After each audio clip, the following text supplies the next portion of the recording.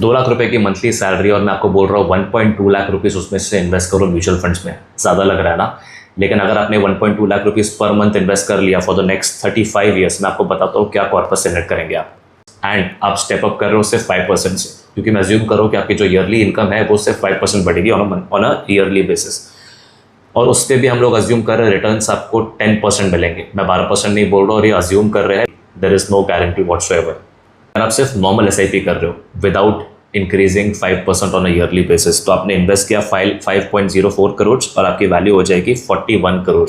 लेकिन अगर आप उसमें स्टेप अप कर रहे हो 5% on a yearly basis for the next 35 years and assume we are getting 10% returns, again no guarantee but we are just assuming, तो आपकी इन्वेस्टमेंट वैल्यू हो जाएगी 13 करोड़ के आसपास और आपकी जो एक्सपेक्टेड SIP वैल्यू हो जाएगी वो जाएगी 68.52 करोड़ के आसपास। आप डिफरेंस देख लीजिए कितना है नॉर्मल SIP और स्टेप अप SIP में। तो कभी भी अगर SIP कर रहे हो तो स्टेप अप SIP करो। आपको भी अपने लिए पर्सनलाइज्ड ऐसे कैलकुलेशन चाहिए तो मुझे डायरेक्टली मैसेज करो। Thank you. अगर आप भी ब्रू वेल्थ के थ्रू इन्वेस्ट करना चाहते हैं तो यहाँ दिए गए नंबर पे व्हाट्सएप या कॉल करें। यहाँ पे फॉर्म फिल करके भी कॉल बैक रिक्वेस्ट कर सकते हैं। और एक बहुत इंपॉर्टेंट बात, अगर आपने इस वीडियो में कोई भी रिटर्न या कैलकुलेशंस देखे हैं तो वो सिर्फ और सिर्फ अजम्पशन बेसिस पे है, कोई गारंटी नहीं है। म्यूचुअल फंड्स में किसी भी तरह की गारंटी कभी नहीं होती है।